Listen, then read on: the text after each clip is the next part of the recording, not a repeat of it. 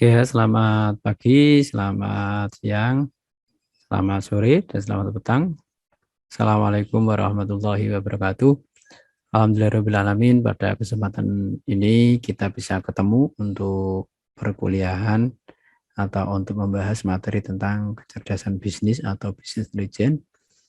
Pembahasan materi pada kali ini tentang ekstraksi transformasi load atau ETL, OLTP, dan OLAP.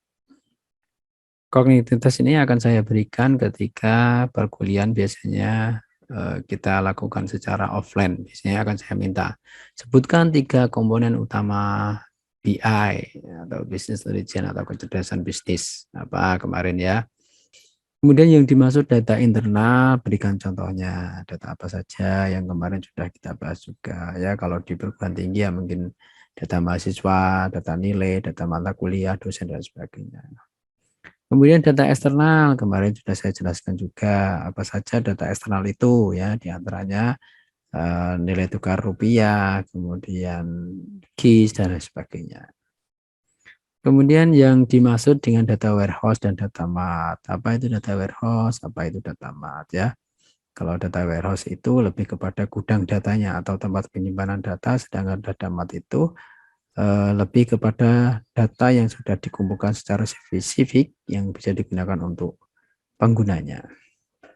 Kemudian apa yang dimaksud dengan time series analysis dan berikan contohnya ya, kemarin sudah saya sampaikan. Jadi bisa transaksi itu atau data yang dihasilkan adalah merupakan data yang runtut waktu. Jadi per periode ya, per periode. Jadi bisa kan bulanan, tahunan, atau mungkin per semester, atau mungkin kemarin 1 tahun dibagi 4 per kuarter gitu ya. Oke, diantaranya itu silakan dipelajari. Kemudian pada kesempatan kali ini saya berharap nanti semuanya teman-teman mahasiswa, adik-adik mahasiswa mampu memahami dan mendeskripsikan konsep ekstraksi transformasi load, kemudian mampu memahami dan memberikan contoh proses ETL itu bagaimana, mampu memahami perbedaan OLTP dengan OLAP, serta mampu menjelaskan fungsi dari masing-masing OLTP dan OLAP-nya. Oke. ETL pembahasannya sama OLTP dan OLAP. Nah, ini buku referensinya. Sama saya punya jurnal ya, desain ETL dengan contoh kasus perguruan tinggi, jurnal informatika November 2009. Ini bagus materinya saya rasa ya. Oke, nanti saya share juga. Nah, ekstraksi itu mengambil data ya, mengambil data dari sistem OLTP atau basis data. Kemudian terdapat 3 model ekstraksi, ada statis, ada terjadwal, dan ada seketika atau log transaksi atau trigger atau sumber aplikasi.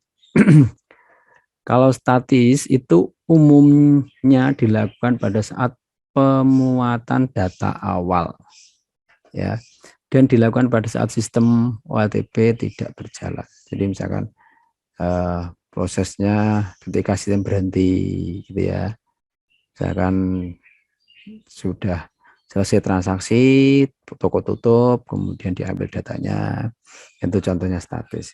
Kemudian terjadwal. Nah, terjadwal itu sebenarnya ada 2 model, yaitu waktu sama perbedaan berkas. Jadi kalau waktu itu contohnya misalkan seperti di Indomaret, di Alfamart itu kan ada jadwalnya. Jam sekian nanti datanya akan mengirimkan ke pusat gitu ya. Tidak setiap hari, tidak setiap waktu dikirimkan, nanti transaksinya akan jadi berat gitu ya. Jadi terjadwal berdasarkan waktu, misalkan ditentukan setiap jam berapa, nah itu terjadwal. Kemudian ada yang namanya perbedaan berkas ya. Jadi lama dan baru. Nah, jadi ada backup harian terhadap basis data OLTP ya secara terjadwal. Program akan dijalankan untuk mengakses data warehouse jika sebuah tabel hari ini dan duplikat tabel hari sebelumnya berbeda. Jadi tabel hari ini kok berbeda dengan tabel yang kemarin, ya ada perbedaan berkas, itu bisa ditambahkan, diambil. Tapi kok masih sama, berarti tidak ada pertambahan, ya sudah tidak diambil. Ya, tadi tidak diambil semuanya. Itu ada perbedaan berkas. Kemudian ada yang namanya seketika. Ya, tadi ada log transaksi. Log transaksi itu ketika ada transaksi, dia akan langsung mengirimkan data. Ya, mengekstrak data, mengambil data langsung. Atau ada trigger, ketika ada sebuah trigger dipasang di database-nya, dia akan menyimpan atau mengekstrak ke dalam data warehouse. Kemudian ada juga bisa menggunakan aplikasi yang lain, pakai API dan lain sebagainya, gitu ya. Kemudian transformasi adalah proses konversi data yang diambil dari bentuk sebelumnya ke dalam bentuk yang diperlukan, sehingga dapat ditempatkan ke dalam database lain atau database warehouse. Nah, tahapan-tahapan transformasi, ya, tahapan transformasi diantaranya adalah yang pertama revisi atau seleksi, gitu ya. Seleksi itu menselect record dari tabel berbasis data OLTP. Nah, tahap ini merupakan bagian dari proses pengambilan data, ya, tahapan transformasi. Kemudian pemisahan dan penggabungan. Ini manipulasi data yang dibutuhkan untuk menselect record OLTP, yaitu melakukan proses pemisahan dan penggabungan bila dibutuhkan. Ya, jadi tidak selalu ada, tapi bila dibutuhkan. Konversi atau standarisasi atau membuat feed. Jadi kalau standarisasi itu pengambilan data dari berbagai sumber, distandarkan, karena kan mengambil data itu kan dari berbagai sumber, ya, seperti yang kemarin saya sampaikan, ada internal, ada eksternal. Nah, itu distandarkan.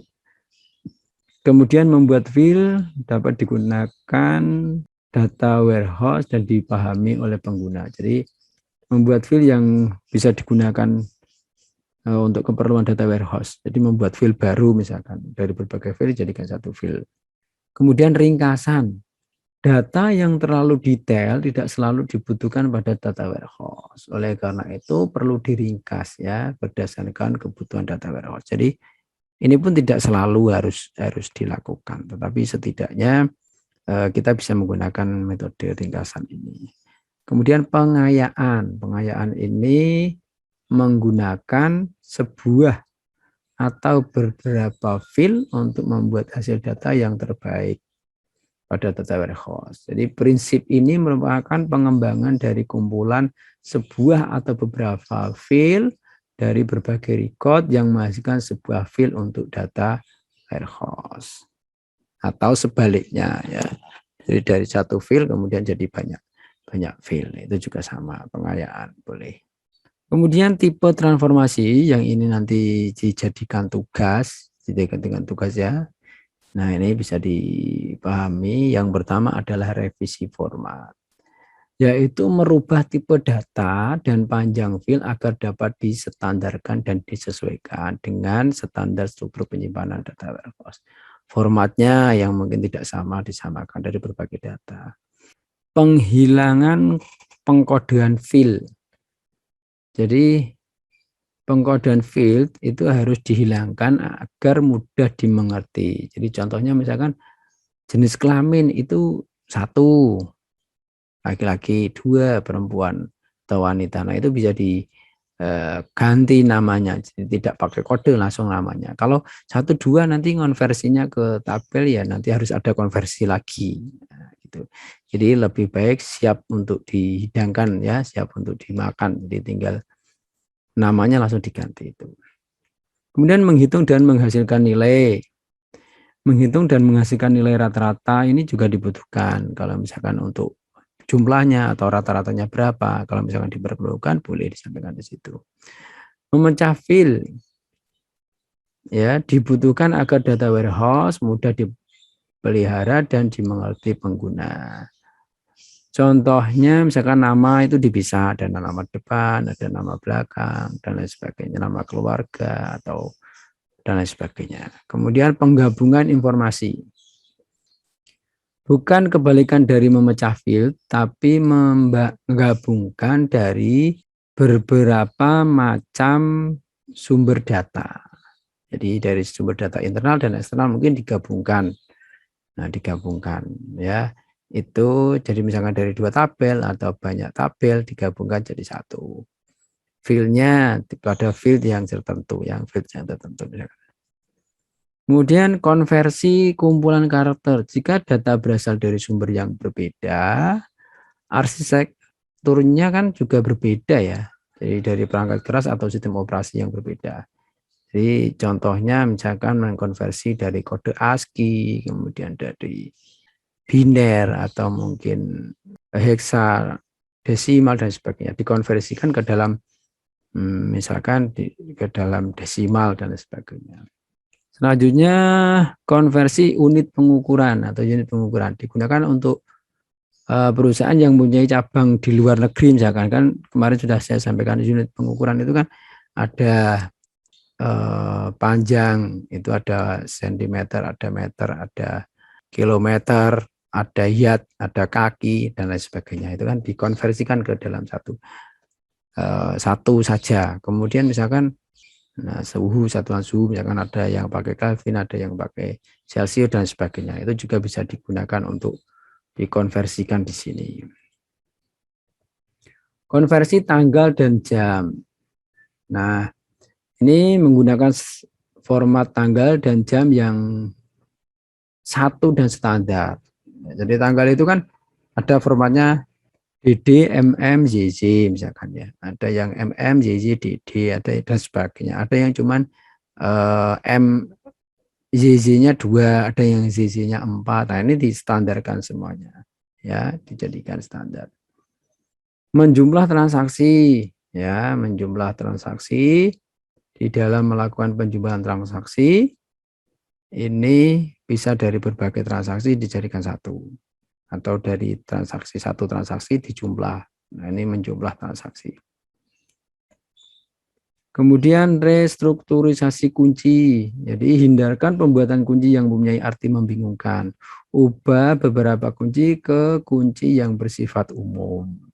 Jadi kunci-kunci kata kunci misalkan atau kode-kode itu jadikan kode yang umum saja. Yang mudah untuk dipahami. Kemudian yang terakhir adalah membuang duplikasi. Jadi duplikasi itu menghilangkan duplikasi data yang berasal dari sistem yang berjalan. Ini duplikasinya dihilangkan. Ini contoh tipe-tipe fungsi transformasi yang dijadikan atau dijadikan tugas nantinya ya. Kemudian load.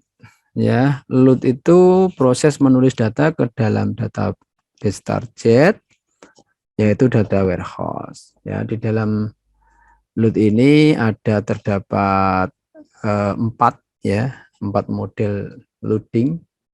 Yang pertama panggil. Panggil itu jika data sudah ada pada tabel data warehouse, maka proses panggil ini akan menghapus data yang sudah ada dan menggantinya.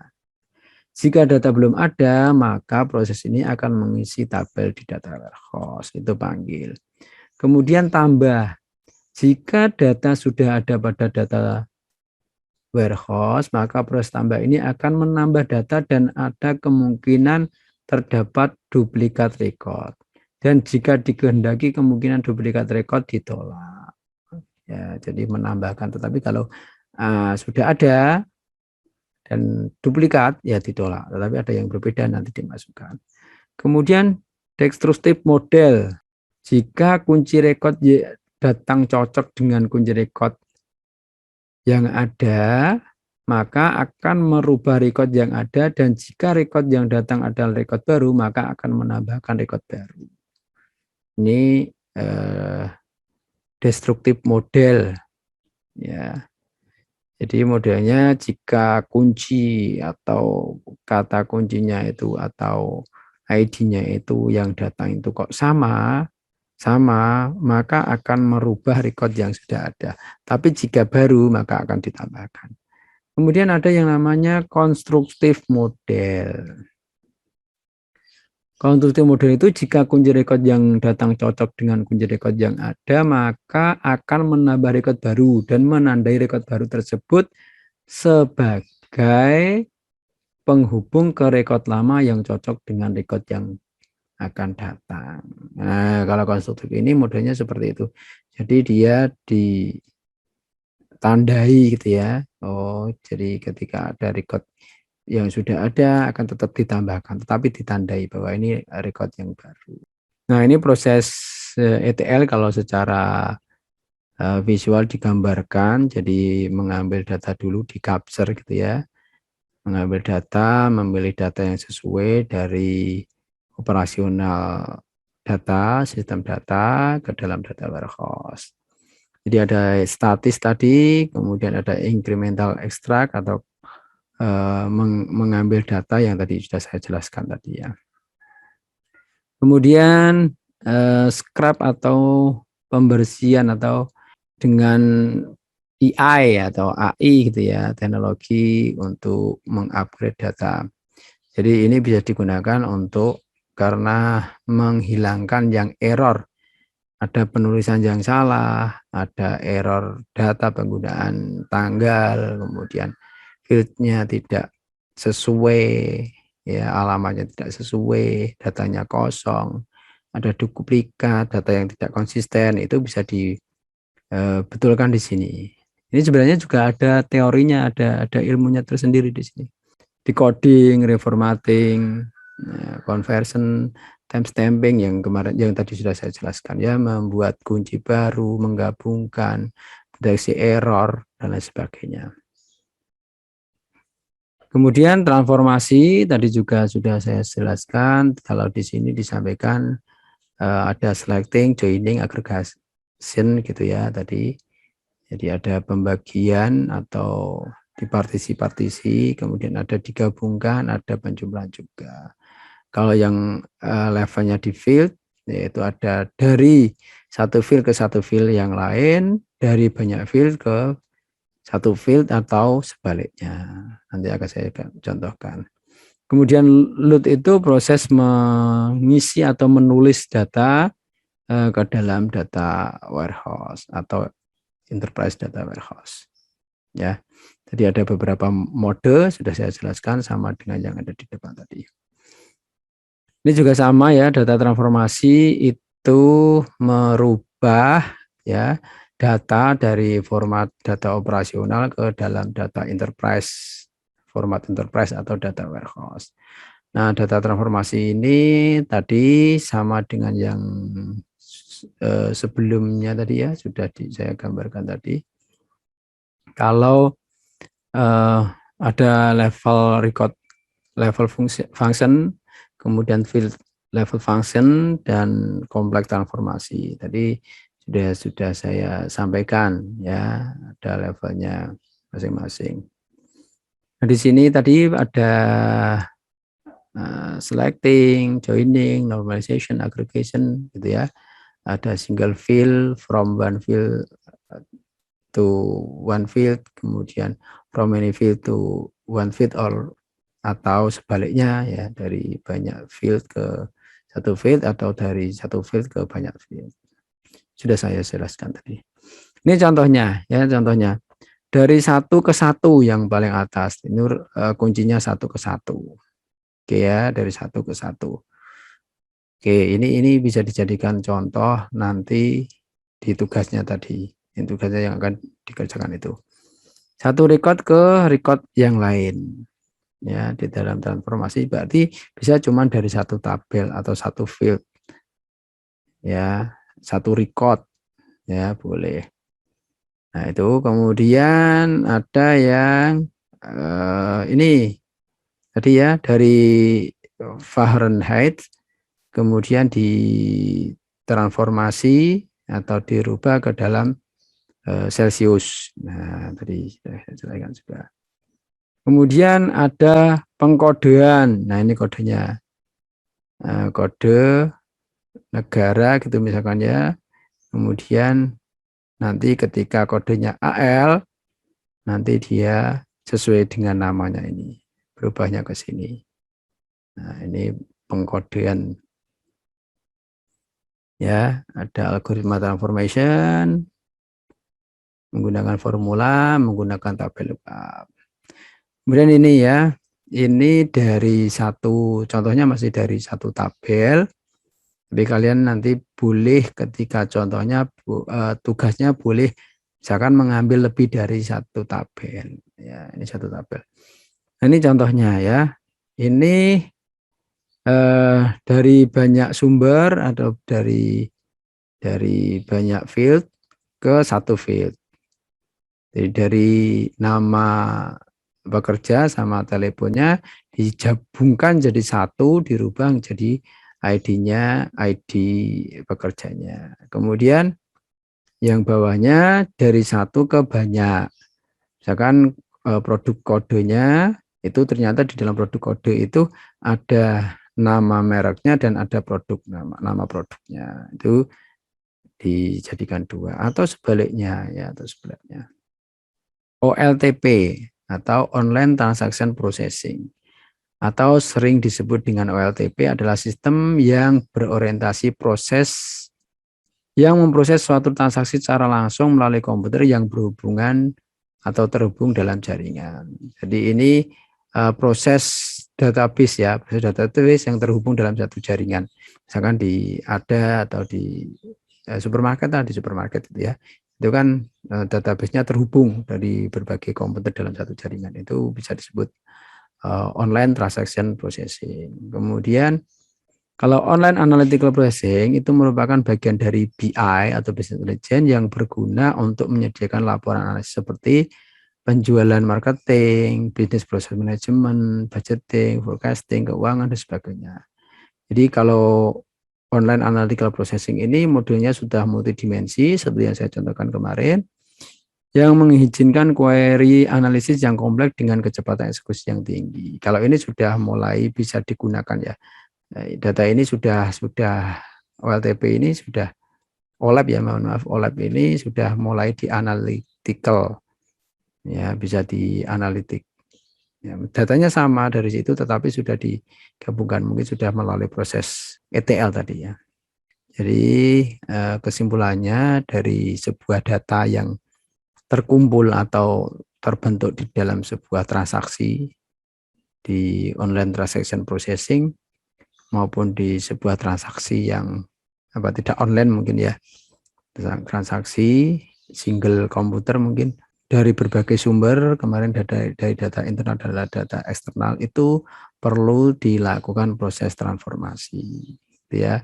Nah, transformasi sendiri ada ekstraksi, ada transformasi, ada load. Jadi proses mengambil datanya tadi ada beberapa model, kemudian ada proses transformasinya, setidaknya ada 11 tipe proses transformasi, kemudian ada load-nya juga. Nah, untuk memahaminya perlu dibuat tugas, tugasnya yaitu buatlah contoh berbentuk gambar seperti ini ya, dari 11 tipe fungsi transformasi yang sudah saya jelaskan. Contoh gambarnya ini misalkan konversi penghilangan pengkodean, atau ini juga bisa dikatakan tadi penghilangan pengkodean boleh, atau ini membagi ke berbagai file ya, ini juga bisa sebenarnya kan.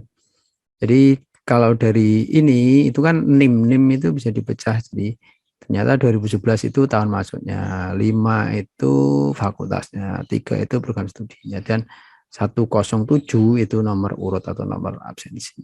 Nah, ini contohnya seperti itu. Itu silakan buat nyari. Jadi nanti seperti ini prosesnya ya.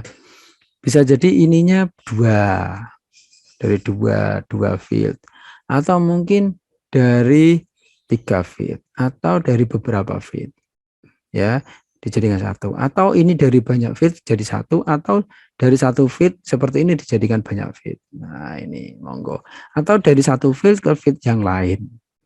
Nah, ini juga bisa ya kan, tinggal ini buatlah gambar contoh seperti ini 11 tipe dari transformasi seperti yang saya jelaskan tadi. Oke, itu tugasnya, silakan dikerjakan, maksimal dikumpulkan pada minggu ini ya semuanya ya. Oke, saya rasa itu kalau ada pertanyaan nanti boleh disampaikan saat pembahasan ya, saat pembahasan materi, atau mungkin di grup juga monggo, silakan di grup WhatsApp karena semuanya kelas sudah ada grup WhatsApp-nya. Demikian yang bisa saya sampaikan. Terima kasih atas perhatiannya, kurang dan lebihnya mohon maaf. Selamat siang. Selamat pagi, selamat sore, dan selamat petang. Selamat menjalankan aktivitas yang lain. Sukses selalu untuk kita semua dan salam sehat.